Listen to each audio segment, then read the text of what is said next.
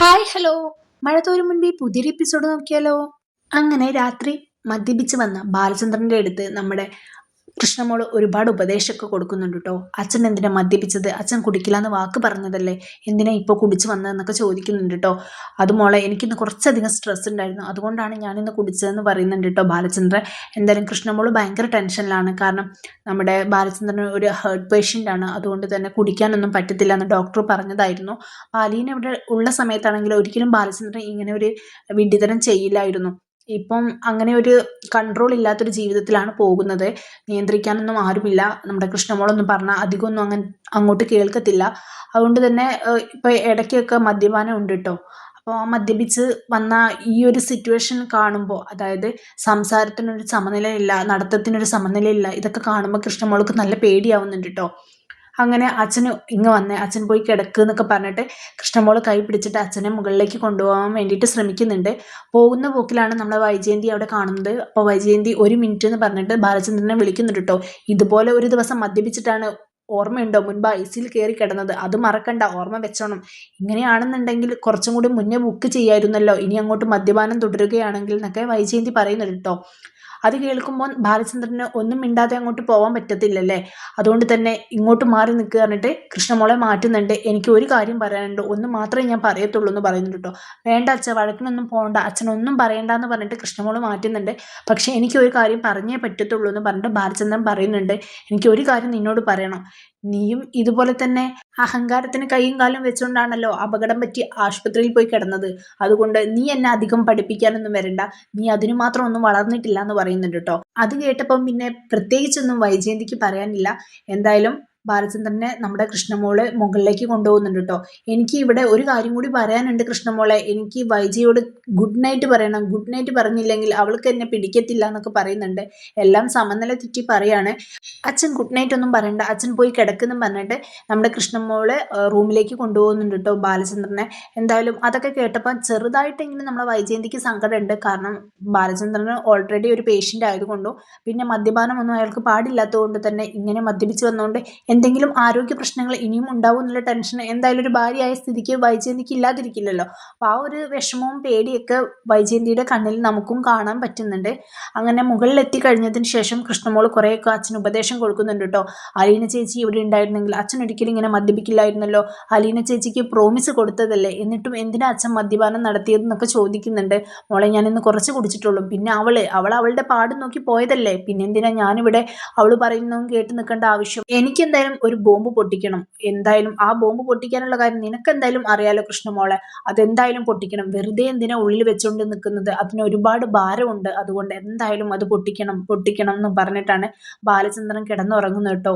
കൃഷ്ണമോൾ ഇങ്ങനെ അച്ഛൻ്റെ കയ്യിൽ നിന്ന് വാച്ച് ഊരുന്നുണ്ട്, അതുപോലെ തന്നെ ഫോൺ എടുത്ത് വെക്കുന്നുണ്ട്. എന്നിട്ട് അച്ഛനെ ഇങ്ങനെ തലോടി ഉറക്കുന്നുണ്ട് കേട്ടോ. എന്തായാലും ബാലചന്ദ്രൻ്റെ ഉള്ളിൻ്റെ ഉള്ളിൽ നമ്മുടെ വൈജയന്തിയോട് പറയാനുള്ള സത്യങ്ങളുണ്ട്. ആ സത്യങ്ങൾ തുറന്നു പറഞ്ഞില്ലെങ്കിൽ അയാൾക്ക് ഒരുപാട് ഭാരം ചുമന്ന് നടക്കേണ്ട അവസ്ഥയാണ്. അതുകൊണ്ട് അത് പറയണം എന്നാണ് അയാളുടെ ഉപബോധ മനസ്സിൽ ഇപ്പോഴും ഉള്ളത്. അതുകൊണ്ടാണ് അയാൾ മദ്യപാനം നടത്തി കഴിഞ്ഞതിന് ശേഷം അത് തന്നെ പറഞ്ഞുകൊണ്ടിരിക്കുന്നത് കേട്ടോ. അങ്ങനെ അതൊക്കെ കഴിഞ്ഞ് കാണിക്കുന്നത് നമ്മുടെ കുളത്തുപുഴയിൽ നമ്മുടെ സ്റ്റാലിനി ജോസഫ് ബ്രെഡ് കഴിക്കാൻ വേണ്ടിയിട്ട്, അതായത് രാവിലത്തെ ബ്രേക്ക്ഫാസ്റ്റ് കഴിക്കാൻ വേണ്ടിയിട്ട് ഇരിക്കുന്നുണ്ട്. പൗലോസ് എല്ലാം ഒരുക്കുന്നുണ്ട് കേട്ടോ. അങ്ങനെ ആ സമയത്ത് നമ്മുടെ വലിയപ്പച്ചൻ അങ്ങോട്ട് വരുന്നുണ്ട്. വലിയപ്പച്ചനോട് ചോദിക്കുന്നുണ്ട്, കഴിക്കുന്നില്ലേന്ന് നമ്മുടെ സ്റ്റാലിൻ ചോദിക്കുന്നുണ്ട് കേട്ടോ. എനിക്ക് വേണ്ട, ഞാനും ഉപവാസത്തിലാണെന്ന് വലിയപ്പച്ചൻ പറയുന്നുണ്ട് കേട്ടോ. ഓ, നിങ്ങളും അലീനയുടെ കൂടെ കൂടിയിട്ട് എന്നെ വെല്ലുവിളിക്കാൻ നിൽക്കുകയാണല്ലേ? ഏയ് അല്ല, എനിക്കും ഉപവസിക്കാൻ പറ്റുമെന്ന് അവൾക്കൊന്ന് കാണിച്ചു കൊടുക്കാം. ഞാനും കൂടി ഉപവസിക്കാൻ തുടങ്ങിയ അവൾ ഉപവസിക്കുന്നതിലും ഞാൻ ചെയ്യുന്നതിലും എന്താ വ്യത്യാസമെന്ന് അവൾ അറിയട്ടേടാ.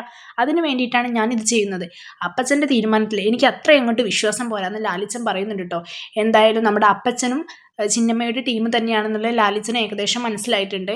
എടാ, അവളെ അങ്ങോട്ട് നമുക്ക് പറഞ്ഞയച്ചാലോ ഇവിടെ നിന്നിട്ട്, അല്ലെങ്കിൽ അവളെ നമുക്ക് പുനലൂർക്ക് കൊണ്ടുപോയാലോ എന്നൊക്കെ നമ്മുടെ വലിയപ്പച്ചൻ പറയുന്നുണ്ട് ലാലിച്ചൻ്റെ അടുത്ത്. അല്ലെങ്കിൽ അവൾക്ക് എന്തെങ്കിലും പറ്റിപ്പോവടാ, 3 ദിവസമായി അവൾ ഭക്ഷണം കഴിച്ചിട്ട്, അങ്ങനെ ഭക്ഷണം കഴിക്കാതിരുന്ന അവൾ എവിടെയെങ്കിലും കുഴഞ്ഞു പോവില്ലേടാ എന്നൊക്കെ ചോദിക്കുന്നുണ്ട് കേട്ടോ. ചിന്നമ്മ, അതായത് ചിന്നമ്മ എന്ന് പറയുമ്പോൾ നമ്മുടെ അലീന ഭക്ഷണം കഴിക്കാതിരിക്കുമ്പോൾ എന്തായാലും വലിയപ്പച്ചന് സ്നേഹം ഉള്ളത് കൊണ്ട് തന്നെ ഭയങ്കര ടെൻഷനും വിഷമവും ഒക്കെ ഉണ്ട്. അതുകൊണ്ടാണ് ഇങ്ങനെ വളച്ചു കെട്ടി പറയുന്നത്. ഞാൻ പറഞ്ഞു അവളോട് ഉപവസിക്കാൻ, അപ്പച്ചൻ പറഞ്ഞു ഇല്ലല്ലോ, അവൾ തനിയെ ചെയ്യുന്നതല്ലേ, അങ്ങോട്ട് ചെയ്യട്ടെ എന്നുള്ള രീതിയിൽ നമ്മുടെ ലാലിച്ചനും സംസാരിക്കുന്നുണ്ട് കേട്ടോ. എടാ, ഞാനും ഇനി ഉപവസിക്കാൻ വേണ്ടി പോവുകയാണ്. നിന്റെ കളിയൊന്നും എൻ്റെ അടുത്ത് നടക്കത്തില്ല. വേണ്ട വേണ്ട എന്ന് വെക്കുമ്പോൾ നീ നിനക്ക് കുറച്ച് കൂടുതലാണെന്നൊക്കെ പറഞ്ഞിട്ട് വെല്ലുവിളിച്ചിട്ട് പോകുന്നുണ്ട് കേട്ടോ. നീ ആരാന്നാ വിചാരിച്ചത്? നീ എൻ്റെ മടിയിൽ മൂത്രമൊഴിക്കുകയും അപ്പിയിടുകയും ചെയ്ത് വളർന്ന കുട്ടി തന്നെയല്ലേ എന്നൊക്കെ പറഞ്ഞ് നമ്മുടെ ലാലിച്ചനെ ചെറുതായിട്ടൊന്ന് നമ്മുടെ അപ്പച്ചനോട് വഷളാക്കുന്നുണ്ട്. ഇത് കേട്ടിട്ട് പൗലോസും അതുപോലെ തന്നെ ആൻ്റപ്പ ചേട്ടനും കളിയാക്കി ചിരിക്കുന്നുണ്ട് കേട്ടോ. എല്ലാം കൂടി ആയപ്പോൾ നമ്മുടെ ലാലിച്ചന് കൂടുതൽ ദേഷ്യം വരുന്നുണ്ട്.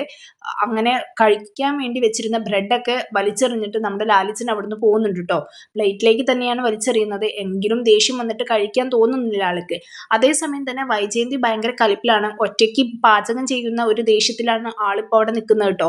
സുനിത 4 ദിവസത്തിന് ലീവ് എടുത്തതാണ്. വൈജയന്തിക്ക് ഇതൊന്നും ശീലമില്ലല്ലോ അടുക്കളപ്പണിയൊന്നും ചെയ്തിട്ട്. അതുകൊണ്ട് തന്നെ കൈ ഇടയ്ക്ക് പൊള്ളുന്നുണ്ട്. ഭക്ഷണം പാകം ചെയ്യുന്നത് ഇടയ്ക്ക് കരിഞ്ഞു പോകുന്നുണ്ട്. എല്ലാം കൂടി ആലോചിച്ചിട്ട് വൈജയന്തിക്ക് ഭയങ്കര ദേഷ്യം വരുന്നുണ്ട് കേട്ടോ. ശമ്പളം കൊടുത്ത് വെറുതെയാണോ ഓരോന്നിനും വലിച്ചു കയറ്റി ഇവിടെ നിർത്തുന്നത്? ഒന്നിനെ കൊണ്ടും യാതൊരുവിധ ഉപകാരവും ഇല്ല എന്നൊക്കെ പറയുന്നുണ്ട് കേട്ടോ.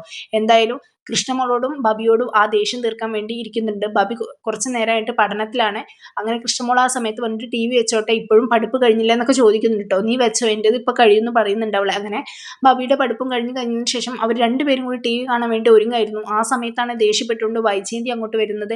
ഓ, നിങ്ങൾ പഠിക്കുകയാണെന്ന് പറഞ്ഞ് ഇവിടെ സുഖിച്ചിരുന്ന് ടി വി കാണാനല്ലേ? അടുക്കളയിൽ വന്നിട്ട് എന്നെ ഒന്ന് സഹായിക്കാൻ പോലും നിങ്ങൾക്ക് വയ്യ. നിങ്ങൾക്ക് നേരാവണ്ണം ഇങ്ങോട്ട് മുന്നിലേക്ക് എത്തിച്ചു തരണമല്ലോ. അതിന് ഞാനിവിടെ 4 ദിവസമായിട്ട് ഒറ്റയ്ക്ക് കഷ്ടപ്പെടുന്നുണ്ട്. ആ ഒരു വിചാരം നിങ്ങൾക്കുണ്ടോ? നിങ്ങളുടെ പെറ്റമ്മയാണെന്നുള്ള ബോധം നിങ്ങൾക്ക് വേണ്ട.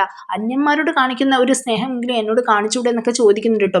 ഇത് കേട്ടപ്പം ബബിക്ക് ഭയങ്കര ദേഷ്യം വന്ന്, അമ്മയ്ക്ക് എന്താ നാണാവുന്നില്ല ഇങ്ങനെയൊക്കെ പറയാമെന്ന് ചോദിക്കുന്നുണ്ട്. എനിക്കെന്ത് നാണക്കേട് എന്നൊക്കെ നമ്മളെ ബബിയുടെ അടുത്ത് വൈജയന്തി ചൂടായിട്ട് പറയുന്നുണ്ട് കേട്ടോ.